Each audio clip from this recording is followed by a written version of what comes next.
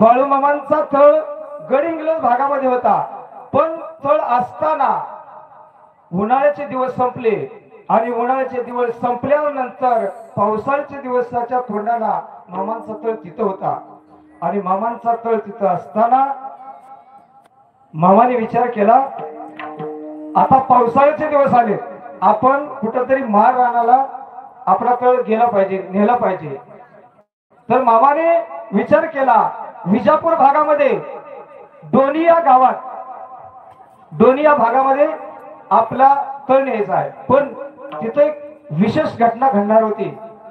मामांना पुढचं न सांगता कळतं, म्हणजे कशाला म्हटलं, देव चतुर जाणोनी अंतर वर्तत असे. बाळूमामांना पुढे काय घडणार आहे, काय होणार आहे, हे बाळूमामांच्या मेंढक्यांना जवळ बोलावून घेतलं आणि सांगितलं, अरे मेंढक्यानो, जरा माझ्या बोलण्याकडे लक्ष द्या. आपल्याला पावसाळ्याचे दिवस आलेत, आपल्याला आपली मेंढरं माळ रानावर न्यायचे आणि इथं चरण्याची टंचाई होणार आहे. तर आपल्याला विजापूर भागामध्ये डोनी या गावाकडे जायचं आहे. पण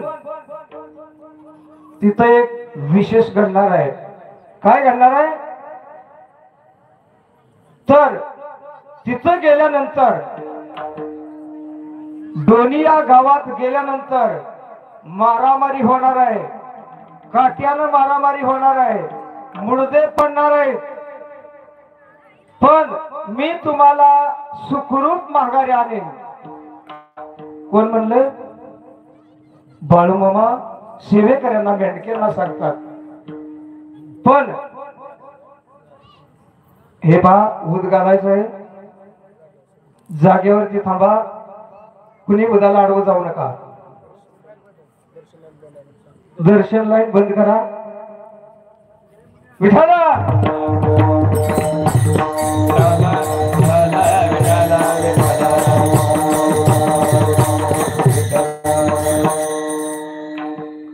अशा प्रकारे बाळूमामांनी त्या मेंढक्यांना, सेवेकऱ्यांना सांगितलं, डोनी या गावामध्ये गेल्यानंतर असं घडणार आहे.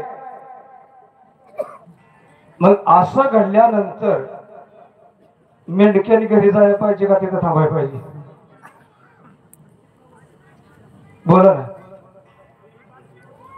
ज्यांचा खरा भाव, ज्यांची खरी निष्ठा असते, तो जीवाचा, शरीराचा कधीच विचार करत नाही. आपले सचिन दादा बघा, ज्या दिवशी मामांचा तळ यायचा होता, आपण प्रत्यक्षात बघितलं, रात्रभर ते झोपले नव्हते, पण आजारी पडले, शरीराचा विचार केला नाही कधी.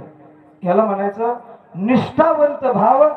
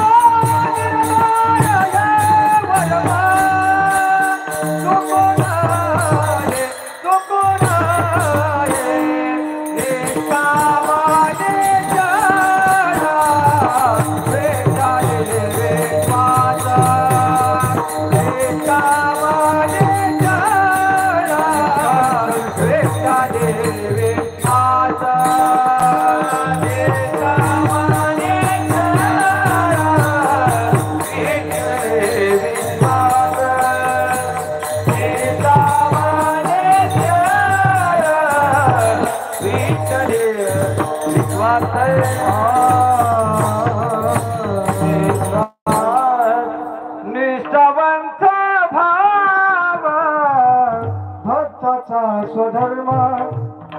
ज्यांची निष्ठा खरी असते ना, ते कधी शरीराचा विचार करत नाहीत.